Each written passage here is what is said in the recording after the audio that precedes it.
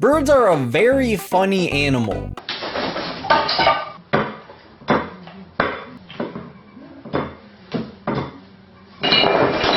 But you know what's funnier than birds? Birds in video games. You'll find all sorts of birds in games. A lot of them are purely decorative, just part of the background as a way to help immerse you in the world, assuming you don't look too closely at them.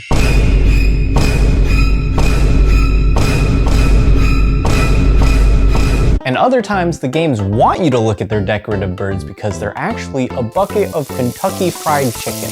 Some games have birds that you can interact more directly with. An obvious example, Animal Crossing has a ton of bird villagers that you can interact with when they move into your town. My personal favorite is a penguin named Rold, who just talks about working out all the time, even though he never seems to be doing it himself. There's also an owl named Blathers, who curates the museum and can tell you fun facts about the creatures and fossils you bring in. A very fancy pigeon named Brewster, who serves you coffee, and a seagull who you always find unconscious, either after washing ashore or in some games crashing his UFO.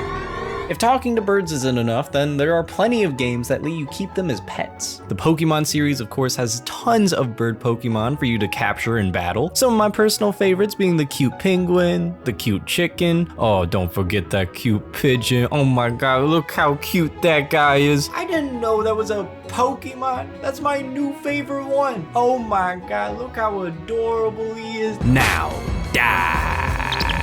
Ho-oh. In the Flash game Duck Life, you train your pet duck to become an Olympic athlete. At first, he is utterly worthless. Like, it would be way easier to turn this guy into a bucket of Kentucky Fried Chicken. But against all odds, after an indiscernible amount of time spent training, he's still a piece of shit bird, better off getting turned into KFC. So then you give him a bunch of performance-enhancing drugs and he wins every category.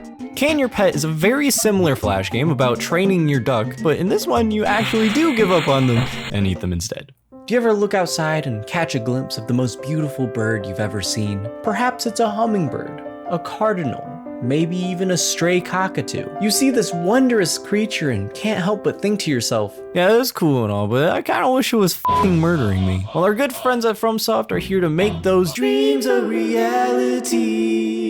The crow demons from Dark Souls make Sid's toys from Toy Story look normal. Jesus Christ, just looking at that makes me want to die at a faster pace than it's already killing me at. The carrion crows from Bloodborne are essentially a heart attack with feathers, and Elden Ring has several bird enemies, including, you guessed it, more crows. But if there's one bird I hate more than any of the ones we've talked about, it's the warhawks. For most players, the first time you encounter these guys is in a field full of explosive barrels. And the birds also have explosive barrels that they can throw at you. And even if you somehow manage to survive the explosion, you still have to deal with a barrage of attacks from the warhawks' freaking knife toes. Speaking of birds that want to kill you, the cuckoos from The Legend of Zelda. These fantasy world chickens are known not only for being oddly adorable, but they also have an interesting secret about them. Slap them with your sword enough times and a cuckoo will call forth the Cuckoo Revenge Squad, swarming Link and attacking him. Imagine you're a kid in the 1990s playing A Link to the Past before the internet was around to spoil everything. You're just having some random fun swinging your sword at a chicken and suddenly, holy shit balls. You know, all this talk about getting attacked by birds is giving me a strong desire for revenge. Duck Hunt was a launch title for the NES where you got to use a light gun to shoot birds flying across the screen over light vegetation. And also there's a dog. By now, most people familiar with any amount of gaming history have at least heard of Duck Hunt, but did you know that with that game, Nintendo was actually ripping off an arcade game by Atari called Quack? In that game, you use a light gun to shoot birds flying across the screen over light vegetation, and also there's a dog. Huh. And while the arcade game fell into obscurity after only selling around 250 cabinets total, Duck Hunt on the other hand was a little more successful. This giant bird from Shadow of the Colossus is the best enemy in the game.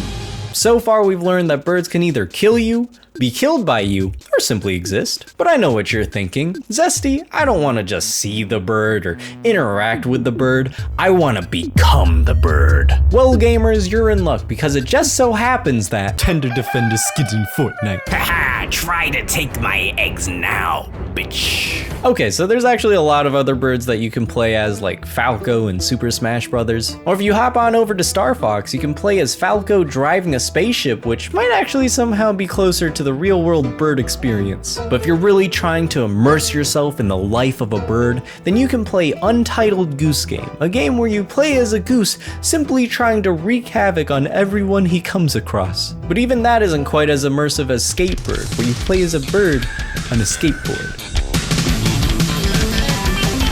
Remember Flappy Bird?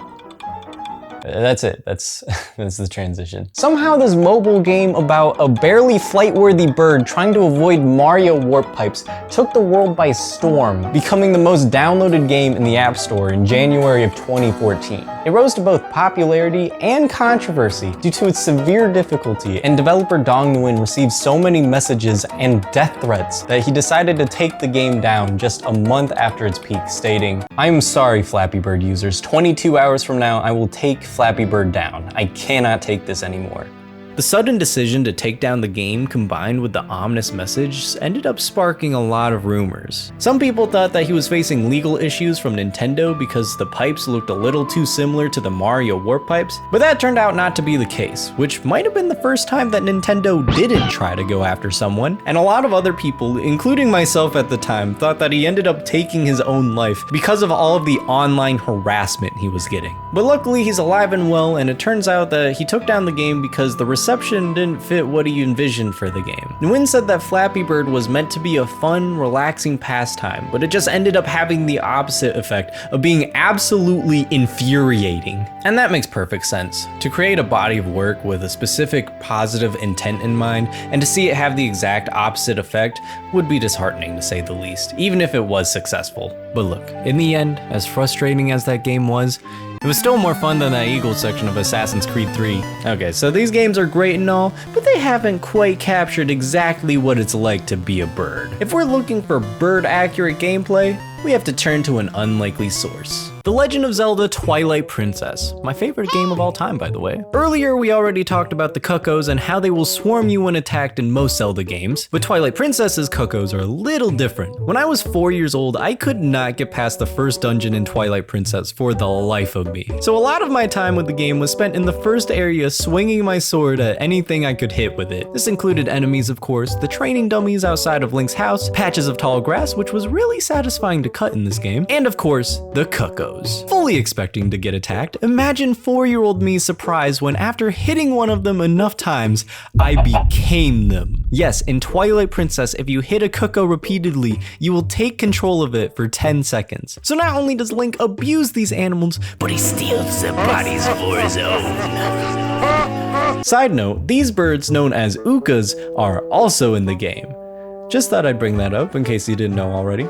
You're welcome. Nightmare, nightmare, nightmare, nightmare, nightmare, nightmare, nightmare, nightmare. We looked at a lot of birds today, and to me it seems like that video game birds are actually a perfect reflection of birds in real life. Beautiful and majestic, but also annoying and ultimately probably fake and capable of shooting you with lasers, which is why I would never date one.